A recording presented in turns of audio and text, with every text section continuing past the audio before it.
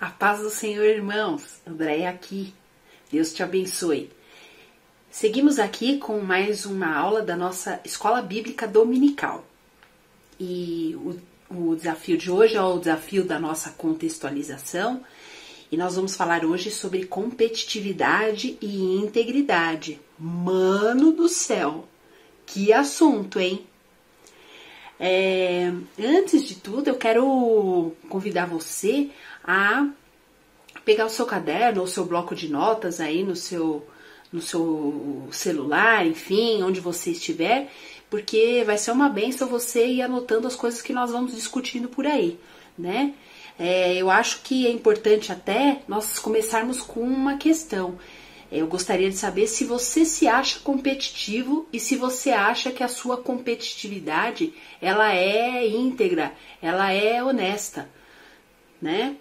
Não responda ainda, coloca só a pergunta, vamos conversando aqui e depois a gente, no final, vamos ver como ficarão essas respostas. Vocês não vão precisar compartilhar aqui nem nada, é mais para a sua reflexão, tá bem? Então vamos lá. Primeiro eu busquei aqui a definição de competição. Então, competição é uma disputa ou concorrência. E integridade, ela diz respeito à inteireza, à condição do que está inteiro. Então, vamos lá. O nosso contexto, o que é, né?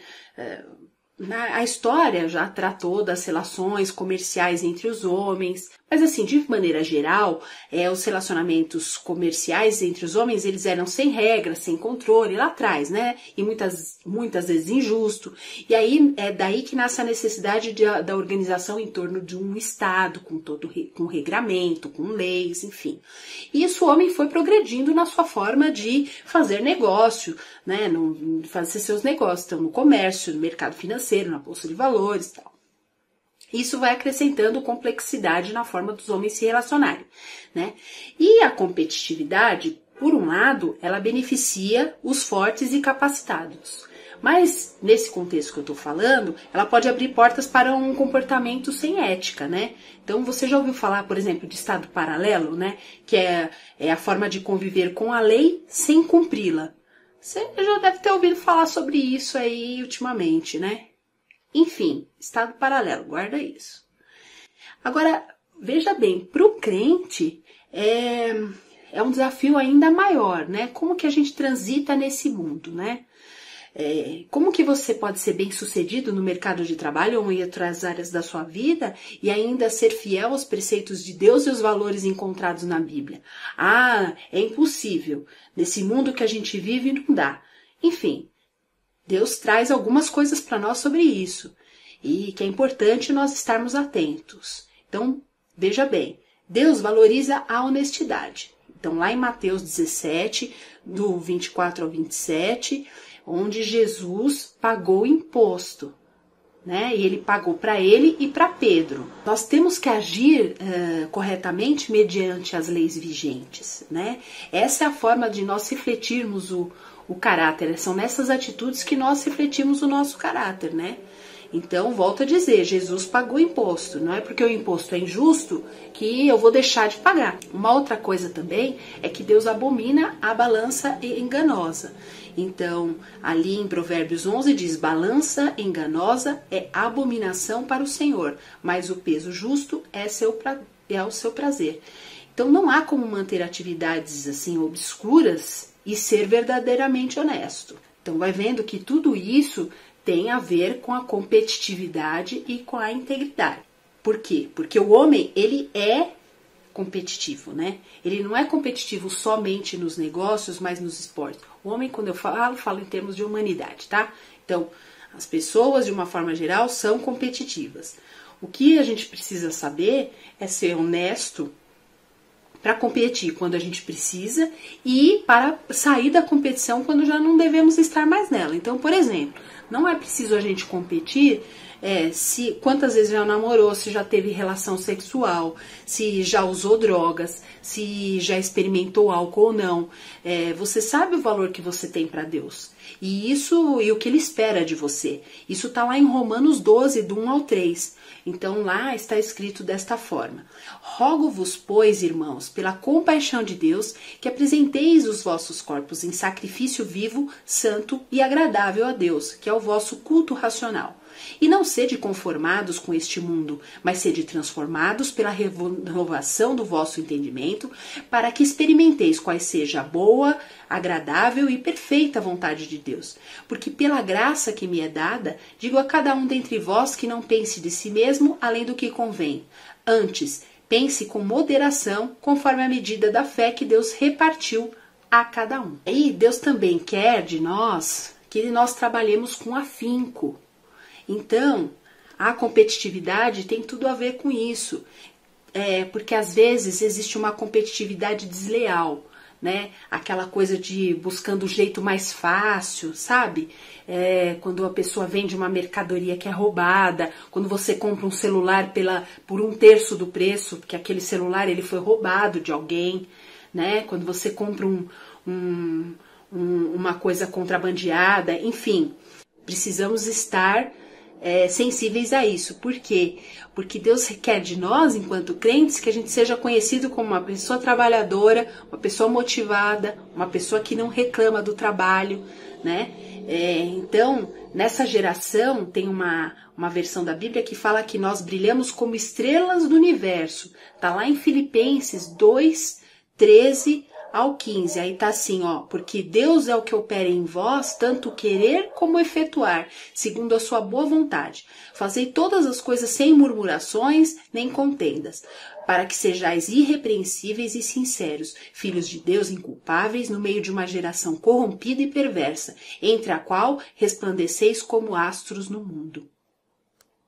Então você não precisa se tornar um viciado em trabalho, um viciado em estudo, enfim, porque em Eclesiastes diz que há tempo para todas as coisas. Você tem que ter o seu tempo de lazer, o tempo com a sua família, cuidar da sua saúde, ter um tempo com Deus, né? Mas veja bem que nós somos como estrelas do universo, né? E aí, essa questão do trabalho é tão forte que, assim, no exemplo que nós estamos dando aí do comércio ou do empreendedorismo, que seja, então, para que um negócio dê certo, é preciso ter um bom planejamento, você tem que ter um conhecimento do produto, tá vendo a competitividade aí onde entra? Né? Para você ser competitivo, você precisa conhecer, você tem que saber do seu negócio, você tem que saber quem é seu público-alvo, né?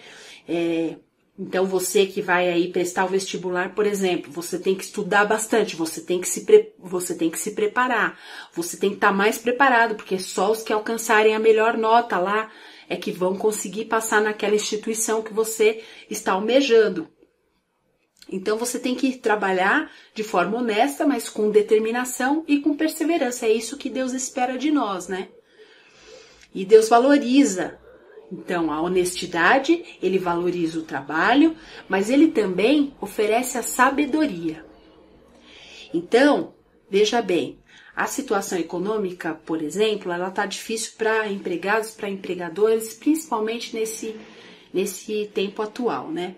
Mas Deus nos oferece a sabedoria, que é mais do que conhecimento e experiência. É como se tivéssemos Deus sócio no nosso negócio, sabe? Assim, Deus como nosso mentor, o Deus como nosso professor, sabe? Um chefe, assim, com integridade suficiente e que é uma referência para você a qualquer momento e que nunca vai te abandonar. Então é importante a gente ter isso em mente. E aí ele faz isso como ele dá essas nossas mãos para o trabalho, né? No Salmo 144, 1, fala: bendito seja o Senhor, minha rocha, que ensina as minhas mãos para a peleja e os meus dedos para a guerra. Deus nos ajuda também nas decisões, Isaías 48, 17. Assim diz o Senhor, o teu Redentor, o Santo de Israel. Eu sou o Senhor teu Deus, que te ensina o que é útil e te guia pelo caminho em que deves andar. Deus nos dá estratégias, Ele nos ajuda na tomada de decisão, Ele nos mostra o caminho. ele nos dá sabedoria, né? Ele, lá em Provérbios 2, do 4 ao 6, ele fala: se como a prata a buscares e como a tesouros escondidos a procurares, então entenderás o temor do Senhor e acharás o conhecimento de Deus, porque o Senhor dá a sabedoria. Da boca dele é que vem o conhecimento e o entendimento. Então, antes de entrar em qualquer concorrência, em qualquer competição ou relacionamento, que nós busquemos a Deus. Ele tem tesouros escondidos para dar para nós, né? E aí, oremos a Deus para que Ele nos dê discernimento, para competirmos dentro da sua vontade, para competirmos na dependência dEle, para competirmos debaixo da bênção dEle. Veja, irmãos, que o crente ele não está livre de enfrentar falhas, né, perdas. Deus não oferece uma proteção ilimitada contra incêndios, furtos e danos. O crente não tem seguro contra tudo, mas Deus nos orienta de forma clara com relação ao que nós devemos fazer. E aí a gente volta para aquelas nossas questões lá do início, né? Vamos observar se as nossas atitudes, a nossa vida, se o nosso negócio, a nossa vida acadêmica, se elas glorificam a Deus, se ajudam na expansão do reino de Deus e se elas beneficiam alguém. Então faça essa reflexão a partir das referências bíblicas e responda de forma bem honesta.